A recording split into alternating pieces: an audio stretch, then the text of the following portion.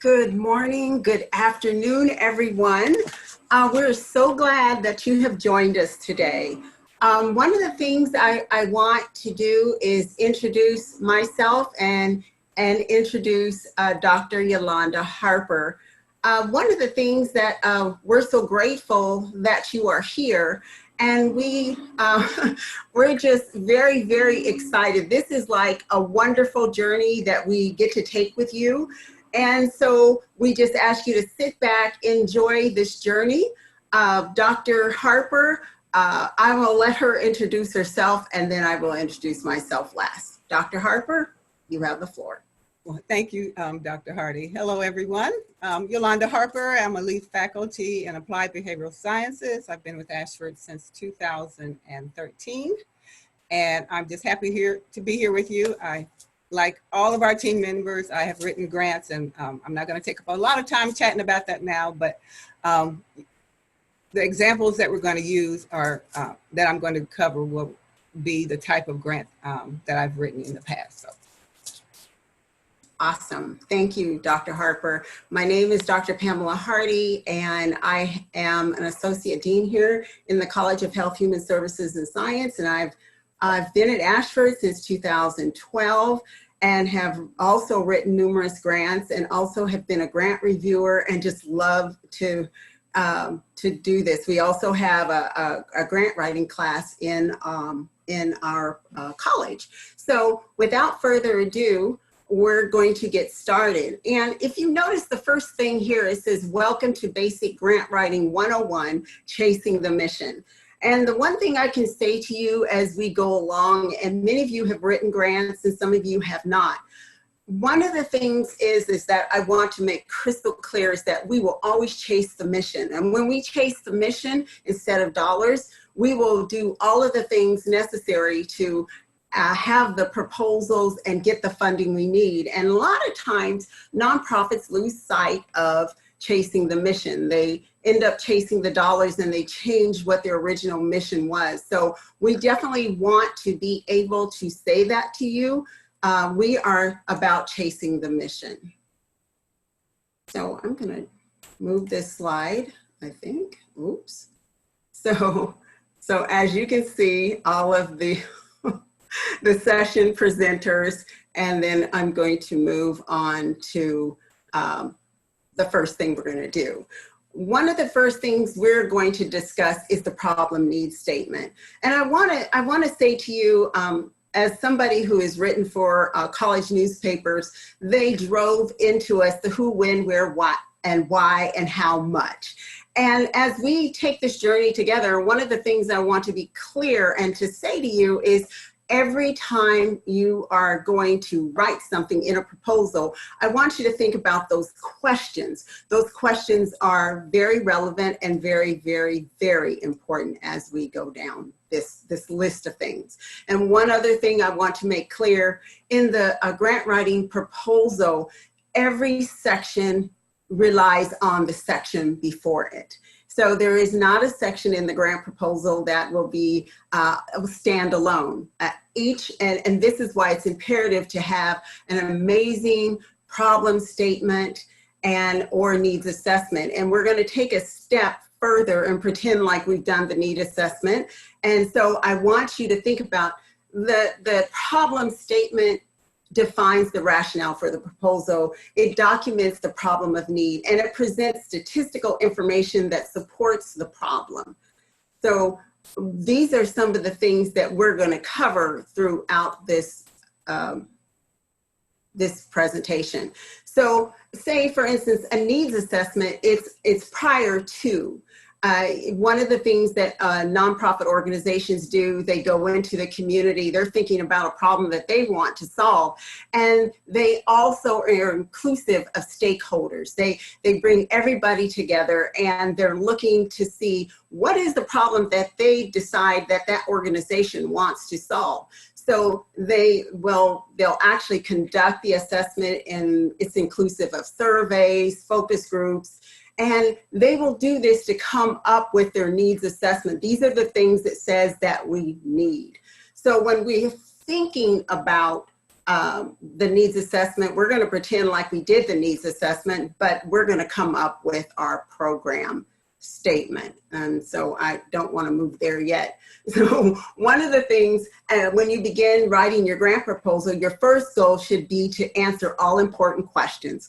What is the need of my organization?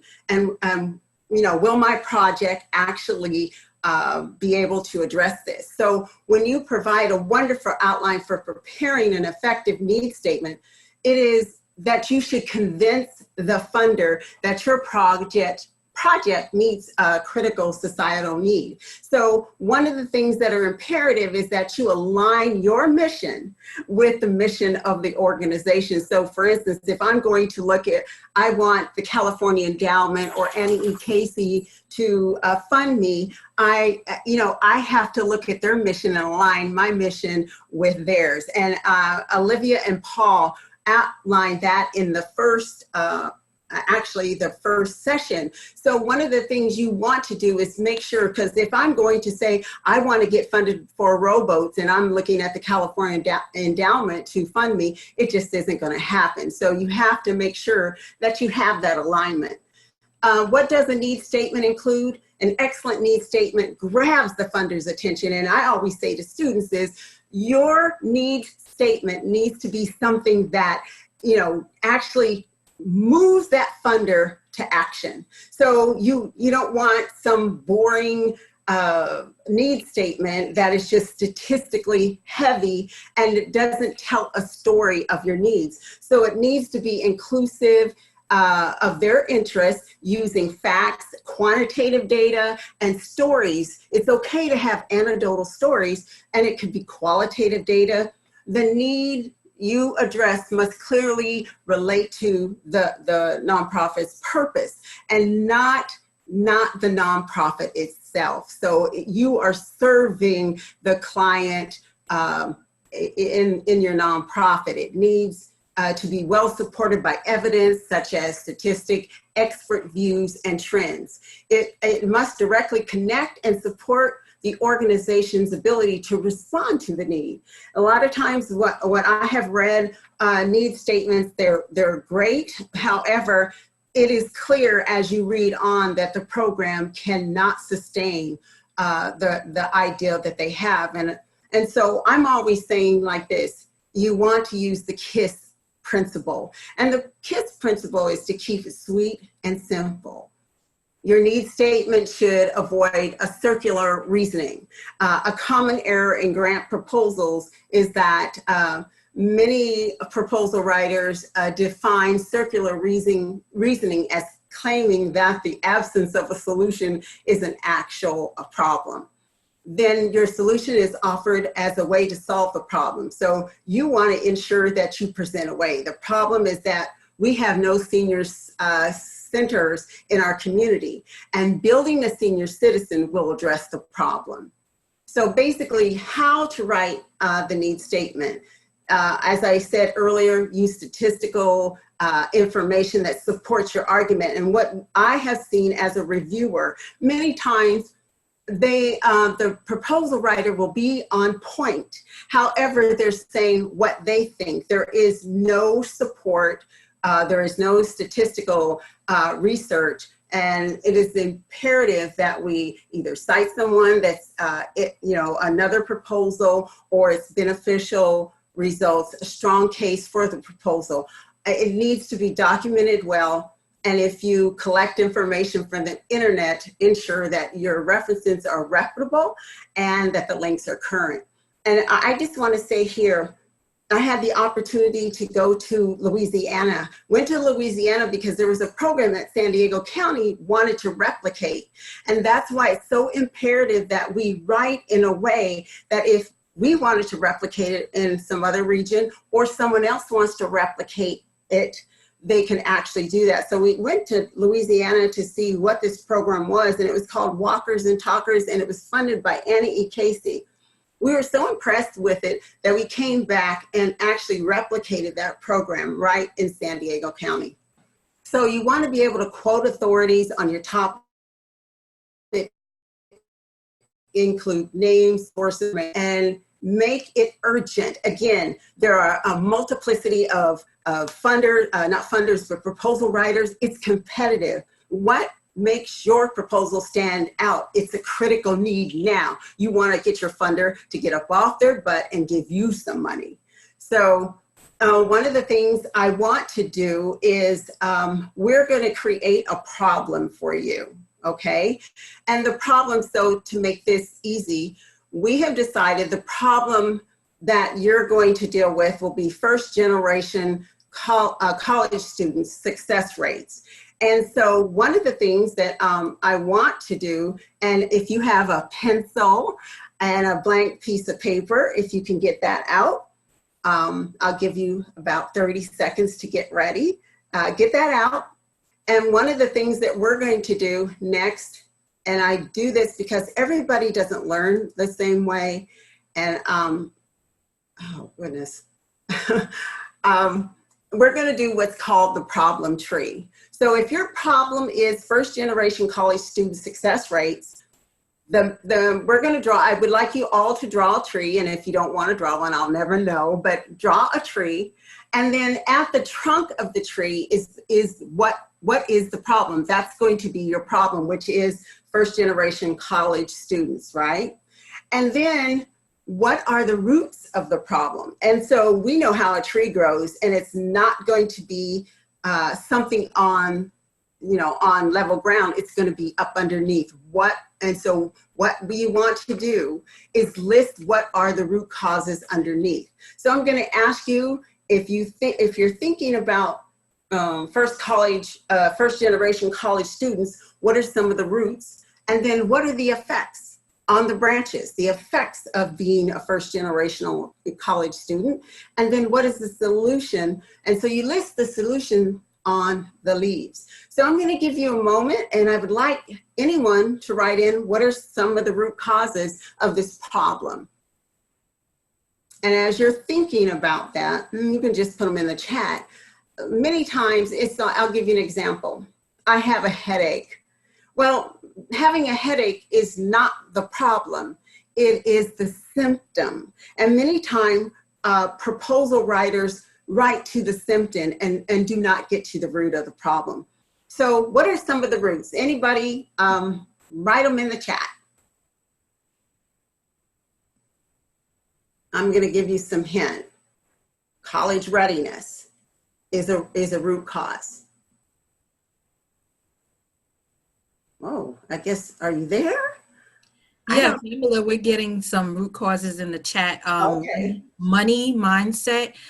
Christine said money mindset, lack of self-efficacy. And I can't read whose name this is. Someone said support system. Someone else is saying money, financial challenges, costs, access to education, social support, SES, cultural and family lack of value. The parents don't know how to help the students apply, language issues, assumptions and support, confidence, time, location, cultural norm. Awesome. Yeah, self-regulation skills must be developed. Lack of resources. Yeah, they're coming through. Oh, wow, this is awesome.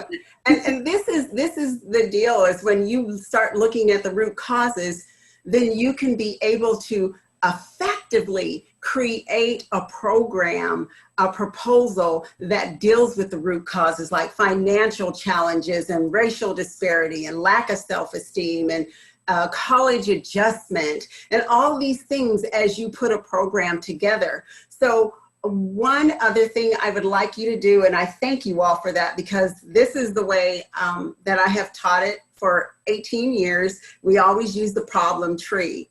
And when we use the problem tree, when we're collectively doing it, we'll come up with amazing root causes of your problem. So what are the effects? So say, for instance, the effects of the root cause. What would the effects, and those will be the branches, what are some of the effects would be that, say, for instance, a student who is first generation, they go to school, and if all of these issues are root causes, what are some of those effects? Can you give me some of those? And I'll wait because it's a little delay and I'm like, okay, are you there? You guys are doing a great job, by the way. Just love it. Okay, Keisha put in social skills. LaShawn, inability to keep up with their peers. Awesome. Pamela Murphy says student may not know how to schedule his or her own time to get things done. Many remedial classes to take, which increases course load. Lack of perseverance. Awesome. And lack of interest. Amazing. Lack of support. Absolutely. Absolutely. These are awesome. Mm-hmm. Doesn't consider it a worthwhile investment, and self-fulfilling prophecies, inability to ID resources, lack of confidence. Oh my goodness, that's awesome. Mm-hmm. So one last step before we move on. Based on what you have said, here's the root causes, and here are the effects. Now, what could be some of the solutions? I know you're just thinking off the top of your head, but sometimes we get some of the best solutions that we can come up with when we do it this way. So if you had any solution that you could come up with, it doesn't have to be perfect today, but you get the gist of where we're going at this point. And I thank you because these are just amazing. Because as we think about 4 times as many first-generation college students will drop out of college as compared to their peers with at least one parent who pursued higher education. So, you know, if you have that example ahead of you or you've seen someone, it's easier. They may not say you have to go to college. However, you know, it is a child or a teen watching their parent go to school.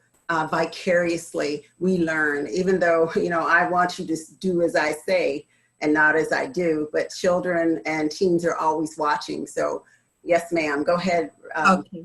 So we had quite a few come in. Keisha said attend study groups, utilize services offered by university, create opportunities if they do not exist. Robert said mentorships. Irene said classroom and community role modeling of inspiration and success. Pamela says mentoring by second year or hire students in the students major. Sherry said receive mentoring in high school. Christine said money equal grant scholarships. Catherine said a class to show students how to apply for college and financial aid. Peer support groups is another one. Peer support, tutoring, educating the educator to meet needs and offer resources. Study skills courses, access to mental health resources, assistance with book costs, training in self-regulation strategies. Let's see, and life skills classes, outreach by universities. Oh, these are such amazing solutions. And you can see how the problem tree will help you write your needs statement. And so all of the things that you have done here, just in this small amount of time, you have brainstormed the root causes. Here's the problem, the root causes. You said these are the effects, and then you created solutions. And from that point, you can move on writing your needs statement. And based on all the things that Olivia and Paul have taught you at this point is the research. And so you will continually look wide and then come back small, because funders are not going to fund you for the entirety of the United States. So you want to go wide and then you want to go small. So I just thank you for this. This is awesome. I will make sure that you get the problem tree and your resources. And now I am going to move it on to my colleague. Well, hi, everyone, and a big thank you to Dr. Hardy for making sure that we are appropriately oriented to the grant writing process. And here's just after we have clearly identified the problem based on some credible needs assessment, then we're ready to write our goals and objectives. And here we have a brief outline of the key topics for this portion of the session. Now, as faculty members, many of whom I know are also in leadership positions within our university and other organizations, others may be practitioners in a variety of roles. I realize that many of you already write goals and objectives in some forms, even if it's the objectives, the learning objectives for the courses you lead.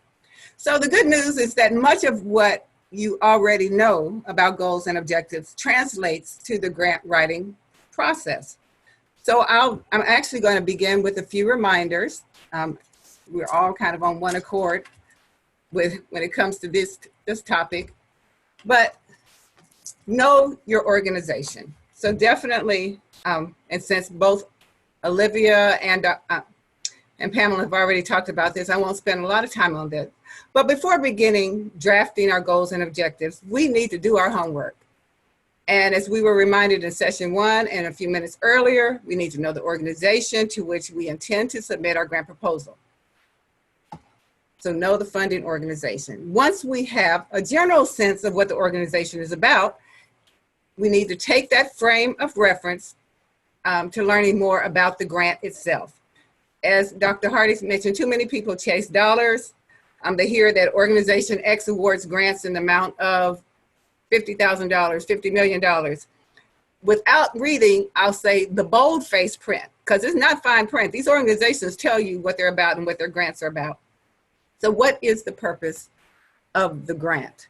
And just like when we apply for jobs, we make sure that we use some of the language from the job announcement, and we go and check out the organization. We read their mission statements and their purpose, and we make sure we use some of that language in our cover letters and in our veto or resumes and during the interview. We need to put that language in our grant as well, and in our goals and objectives. And then finally, we need to do our homework about the types of proposals this organization has actually funded. Sponsors fund projects that they believe will help them achieve their goals. So we think it's about our wonderful project, our wonderful students, but to the organization, it's about their goals and who the agencies or other boards to which they are accountable for. So do take the time to read the grant announcement very closely, and realize that our job is to make the grantor or the funding agency successful. And successful proposals, if you're applying for a federal grant, under the Freedom of Information Act, it is a law that if you request a copy of a proposal, the government has to provide it for you. Now, you may have to wait several months. It could be 3 months, it could be 8 months. And the documents will have sensitive information redacted, but you can get copies of proposals that have been successful if it's a federal grant. So, okay, so mindset. Another key component to writing winning goals and objectives is making sure we're in the right mindset when we start writing. And in his article, Why Academics Have a Hard Time Writing Grant Proposals, published in the Journal of Research Administration, Dr. Robert Porter wrote, when they are new to the grant game, even scholars with fine publishing records can struggle with proposal writing. Many are surprised to find that the writing style that made them successful in academics is not well suited to crafting a winning proposal. To succeed in grant writing, most researchers need to learn a new set of writing skills. And this table from Porter's article contrasts academic writing, specifically research-oriented writing, with grant writing. And the article is listed in the reference list in the handout you'll receive, so you'll have plenty of opportunity to explore this table in detail. For our purposes today, I'll highlight only a few components. In grant writing, it's common to see sponsors having a service-oriented mindset and to be project-centered. And also, it's important to understand that our role in writing the grant is to sell our program to the sponsor who has the funds to pay us to implement the program in order for the funding organization to meet its own goals. Okay. So long as we keep that in mind, then we'll have the right mindset to move forward. Okay, so Pamela introduced our problem for this session. We talked about first generation college students, and thanks again to everyone who wrote some outstanding remarks in the chat for us to orient us to understanding this problem better. These are just some of the top issues, many of which you all already acknowledge. And as you learned from Dr. Hardy, the problem statement is the key element in every grant proposal. It's the first impression. It's like your cover letter. It is the first impression the reviewer will have of your project. And so being tight on that helps us inform what we're going to write in terms of goals and objectives. Now, to give us something to work with, I've provided excerpts of a problem statement based on some stats from the Department of Education, the brief that they published last year. Now, if we were writing a grant for Ashford University, we'd use our own statistics. And if our stats were significantly poorer than the national stats reported by DOE, then we'd include both to make a stronger case for our problem. So in this excerpt, we see that according to the DOE, first generation college students often face significant challenges accessing post-secondary education. They struggle academically, have challenges completing their degree. So that's the first general statement to alert us to the needs that we'll need to include in our goals and objectives. Then we see some stats. So 3 years after beginning college, significantly more first generation students leave college without earning a degree. Again, you see the stats on the screen here reported, that they reported in 2018, and then some more stats to make the case for the need. Now looking 6 years after beginning post-secondary education as compared to those whose parents have some college versus those with parents with a bachelor's degree, you see the stats there. So keep the problem statement excerpts in mind as we review the following definitions and descriptions. As we move through the next few slides, start jotting down some goals and objectives which address any of this content that you noticed in the problem statement. Okay. Now, as you're likely all aware, our goals and objectives section can make or break our proposal. So questions to ask ourselves and our grant writing team members are, what do we intend to accomplish with the project, and what specific results or outcomes do we plan to achieve? And here we have the challenge of convincing our granting organization that our goals are worthy of funding and that we can realistically achieve our objectives. Now, while goals are general statements, you gonna say something, Olivia? I was just going to say, we have one question in the chat room from Diane. She wants to know, she said, can we be sent sample proposals to use as templates? Well, you mean from whom? From us or from the, usually you can get them, like I said earlier, from the department.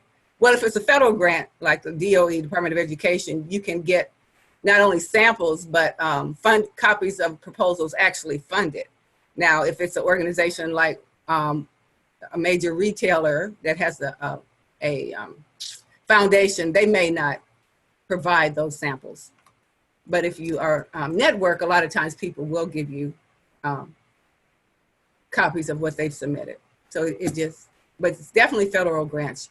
It's a law that they have to provide you copies of if you request a specific proposal that was funded or rejected. They have to provide those copies. Diane added on successful samples from people at Ashford.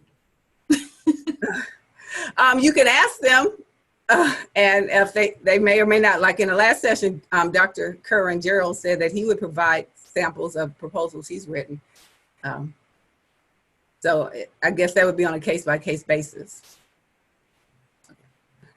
Okay, so while goals are general statements of the program's purpose, objectives should be concrete, and I'm going to move on for the sake of time. So a goal basically is a general statement about the program's purpose. And here you see some characteristics of goals as well as few tips. And I'll just highlight again what I alluded to earlier is using hook words. Not only hook words from the language of the funding organization, but words like decrease, increase, deliver, develop. Those are all considered hook words that grantors like to see in our goals. So let's look at some example goals here. Note these statements are broad and visionary and are not clearly defined in measurement terms. So increase, there's one of your hook words, college retention and graduation rates of first generation college students.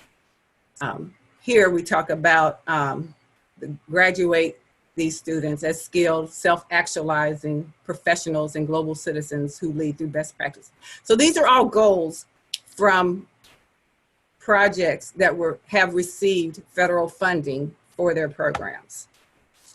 Increase success of first generation students. So someone, if you would tell us in the chat, why is number 1 considered a broad goal? And why are 1 and 3 different from one another? No one's typing in the chat.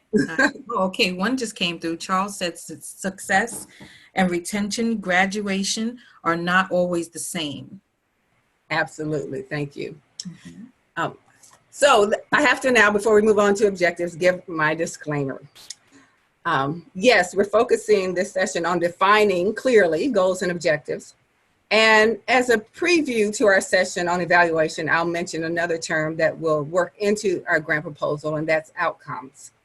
If you've read much of the literature on goals, objectives, and outcomes, you'll find inconsistencies.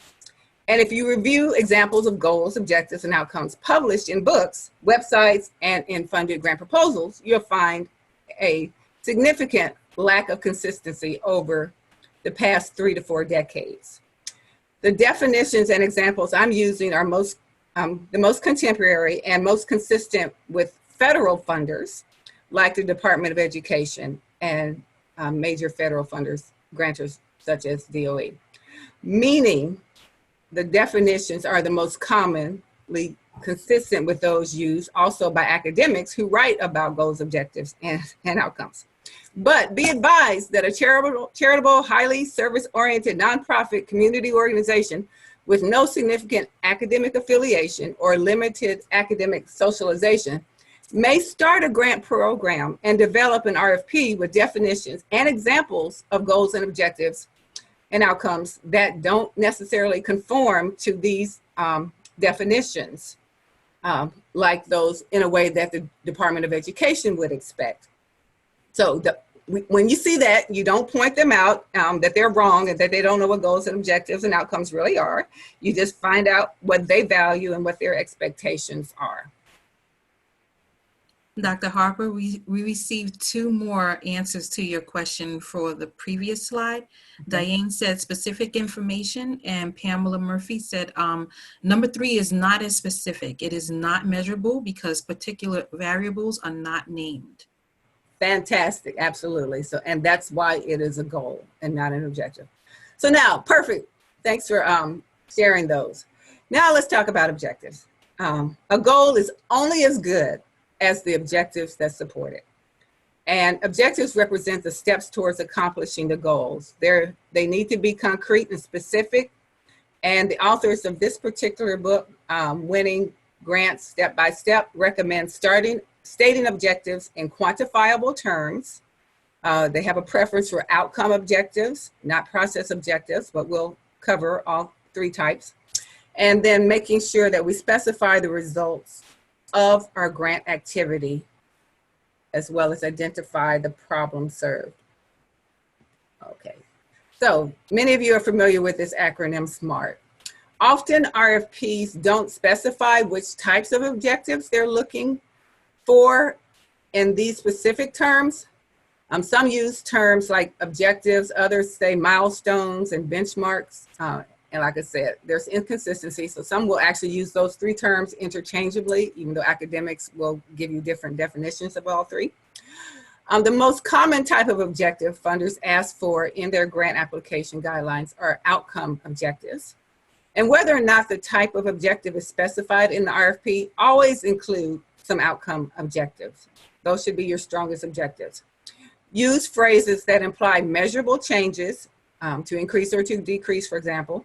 So an increase of 50% in the number of organizations receiving project services. Using the right objective at the right time can help you earn valuable points from the evaluations needed to win the grant for your program. Now, what I'll say about outcomes here is that our outcomes should reflect the results expected at the end of the grant proposals project period. And to set us up to have outcomes that are in sync with our objectives, academics have coined the term SMART, and using the acronym. So specific, measurable, attainable, realistic, etc. The next type of objective is the process objective, which is about what we're actually going to do, activities and tasks. And then we have impact objectives, which are the benefits to the end users. Okay, and just again, a reminder of our SMART objectives, because those should make up the vast majority of our objectives. So let's start looking at some examples. Objective 1, and these are connected back to our problem statement and our needs statement. By the end of year 1, increase the number of SSS, that stands for Student Support Services, that's the grant we're applying for, eligible students assigned CHAMPS mentors by 20% as demonstrated by pre-grant and post-grant records. Now notice I have a 2A here because it's common to have actually more than one objective per goal and a list of sub-objectives. So in this case, we're looking at by the end of the same time period, the number of students participating in one or more tutoring session should increase by 10% or more. And then by the end of year 2, we have, this one is again related to the same objective. We have a different percentage here, 25% increase. And then now we have a completely different objective by the end of year 4, increase the number of students completing baccalaureate degrees by 10% or more. And again, we're comparing pre-grant and post-grant graduation rates. So now, let's look at these 3 objectives and tell us which one in the poll is not a process objective. Okay, and what did we come with? So interesting. So I need to do my job better because actually the one that is not, oh, I guess I can't click till I close this. Let me see. All right. It's number 3. It is not a process objective because it's using the words reduce. The other 2 are explaining exactly what we're doing. Remember, process objectives are the activities and tasks. Okay. Right. Second, now let's review impact objectives. Which of the 3 is not an impact objective? And again, we see at the top, impact objectives are the benefits to the end users that continue after the grant funding has ended. All right, so I'll close this. So the vast number of votes went to number 2. And yes, you nailed it. Okay, and for sake of time, let's just kind of go through these. So kind of mentally make your vote as I look at each of these. So is it a SMART outcome objective? Is it a process objective? Or is it an impact objective? So hire 5 student success counselors. If you said process, pat yourself on the back. DFW grades and I-roads have been reduced by the target of student population by 25%. So key past, we use the past tense, so that's an impact objective. By the end of year 1, the tutoring program will increase its presence in undergraduate classes by 50% as demonstrated by active tutoring links in the courses. This one's kind of tricky. That's actually a SMART outcome. Oh, whoops. So that one, but so another process objective is matching first generation college students who have GPAs below 2.0 with CHAMP mentors. Provide loaner laptops for up to 120 students in need of a computer. here we have another process objective. Okay, so now you should have a link to a handout, or you may remember the little mini scoring form in your head, but either way, but you're going to take the role of the evaluator. We're going to zoom through these, but this is the scoring, the very much abbreviated scoring sheet that we're going to use as we review some goals and objectives. So basically, and if we had a little more time, we'd actually do individual points for each of these. So is the goal clearly written? Is it connected to the purpose of the grant? Is it connected to the funding priorities, which all of which we put on the screen earlier and which are provided in the handout at the top of the page? Is it documentable and is it measurable, which are two different things. So some things are not easy to measure, but you can still document them. Okay, and this is just to highlight that it's a very abbreviated scoring sheet that we're using. Federal grants may have the rubric for scoring them may be dozens of pages long.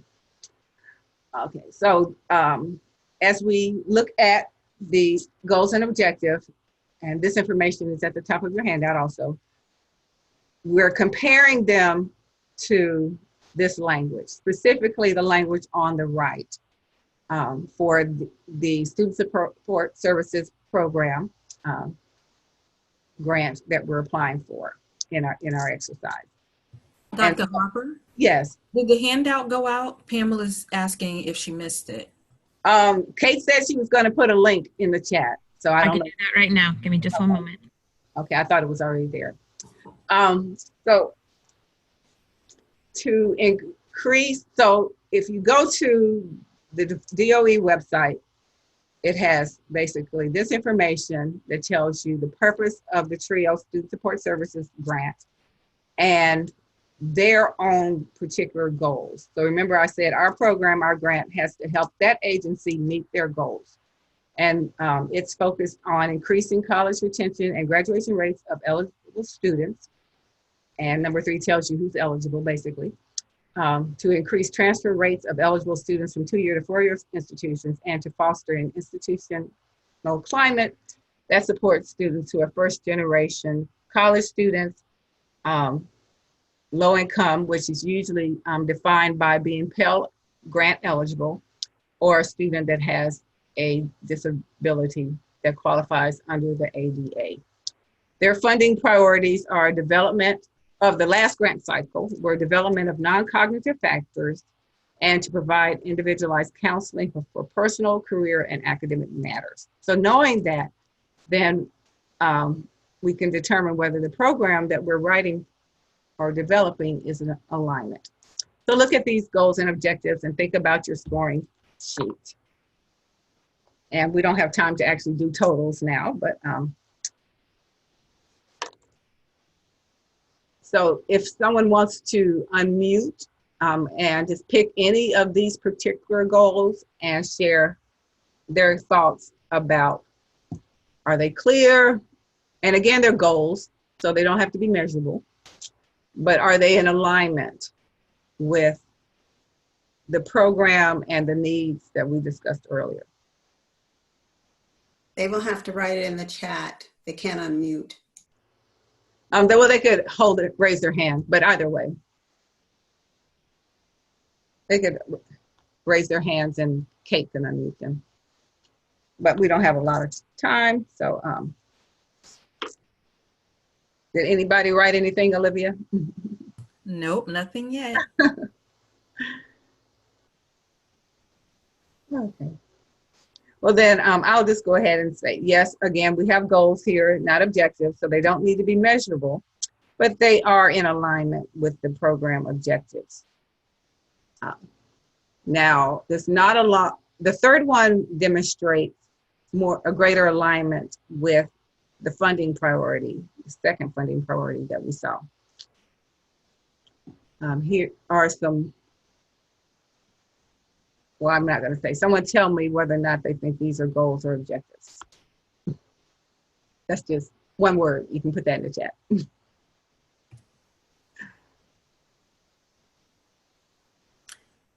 Felicia said goals. Yes, absolutely. Dana. Sorry, Dana. Yeah, so again, they don't need to be measurable, but what we would see in a grant proposal would then be some objectives under each of those, primarily outcome objectives, but you could also definitely have some process and impact objectives. Okay, now these are clearly objectives, and it's from a program that did receive funding. It's from a student support services program. But you use your scoring guidelines to evaluate these. You can pick one in particular that you want to comment on. But what do you notice about these objectives?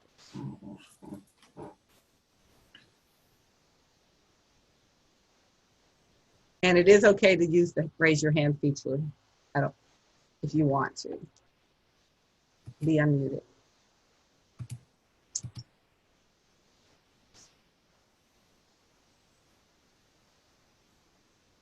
Catherine said they are specific. Absolutely. So you can measure these. You can measure these. Okay, I'm going to, for the sake of time, to make sure Pamela has time to cover her section, I'll go ahead and speak to my closing remarks on this. Again, remember to tie your goals and objectives directly to your needs statement. Don't confuse outcome objectives with methods. If there is no way to measure an objective, it needs to be changed or dropped. Maybe it's a goal rather than an objective. And again, keep in mind that as you write objectives, you'll need to budget for the evaluation. So that's kind of a precursor to a future session coming up.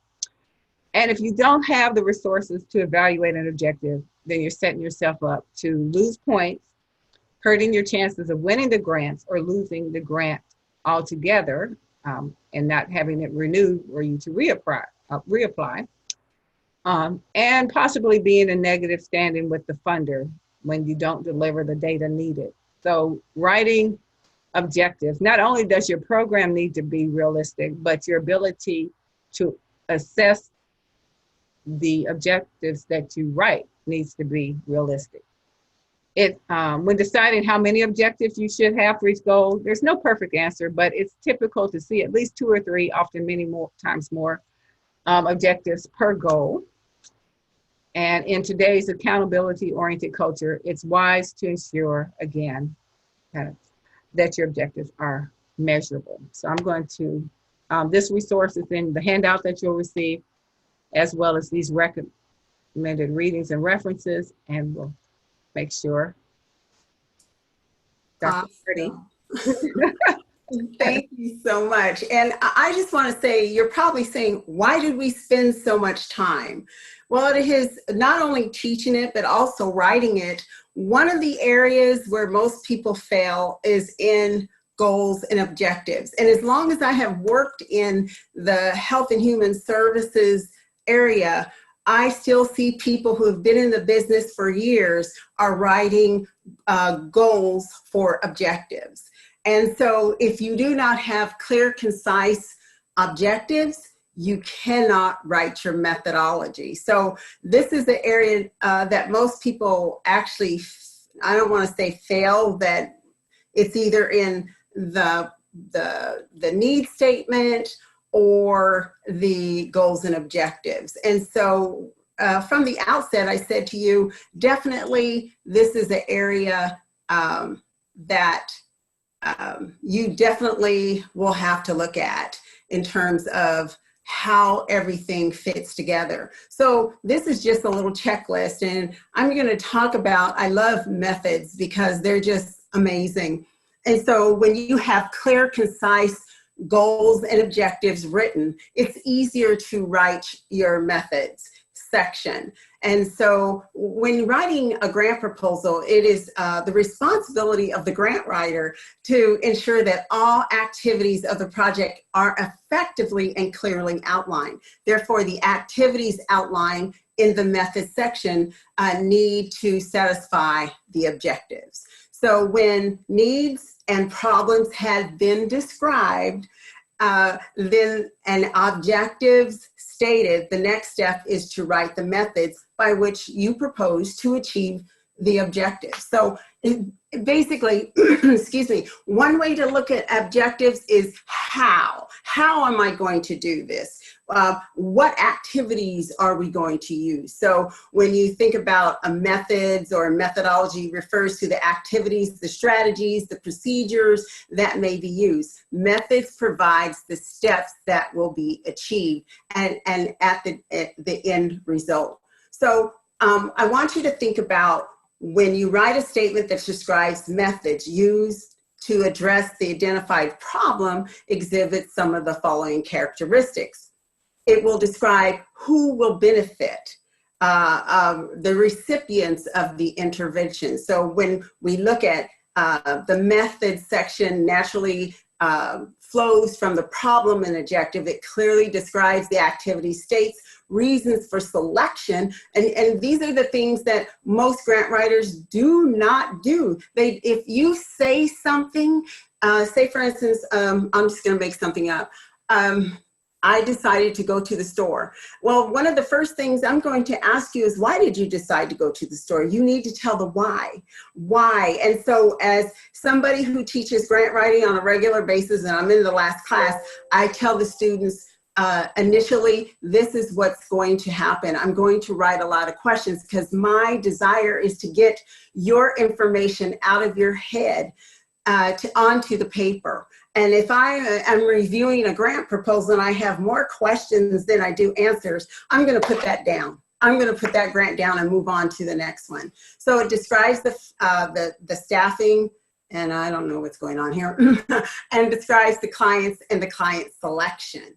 So again, there's that who, when, where, why, and what for. And I don't know why I'm going backwards, but we'll get there here. All right, here we go. So it describes sequence of activities. It describes the staffing of the program. It describes your clientele in great detail. Are they, what is the age of your clients? And why did you select this client? It presents a reasonable scope of activities that can be accomplished within a time allotted. So if you say, we're going to do X, Y, and Z by August of what year? August of 1996 or August of 2019 or 20? You have to ensure that you provide all the most important information. So again, it describes who will benefit. It describes what is the expected that you want to see happen, how the objectives will be met. Identifies when change will occur. It flows naturally from the goals and objectives. And I'm looking at the time. It clearly and concretely describes the program activities. It states the reason for the selection, describes staffing. Who will do what? You just can't say, oh, well, John will do so-and-so, or a staff will do that. You need to be explicit when you say who will do what, and when will they do it, and why will they do it.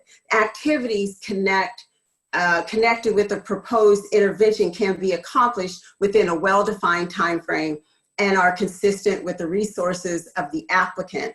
Based on the goals and objectives you shared, you basically will take those objectives and you will write who will do what. Will, say for instance, will you pay yourself? Will you raise money and how? And that's going to be sustainability, but you need to explicitly explain this information out. What will it take to complete the planned intervention in a timely manner? So again, you're going to, when you're writing method, is who, when, where, and how much will you do it? And then also you will identify in your method section who, say for instance, the program director, what are her qualifications? And you will list everyone's qualifications and why they're on this project. Much of which she has mentioned, except for the last point about making sure that the methods are logical, achievable, and well-written.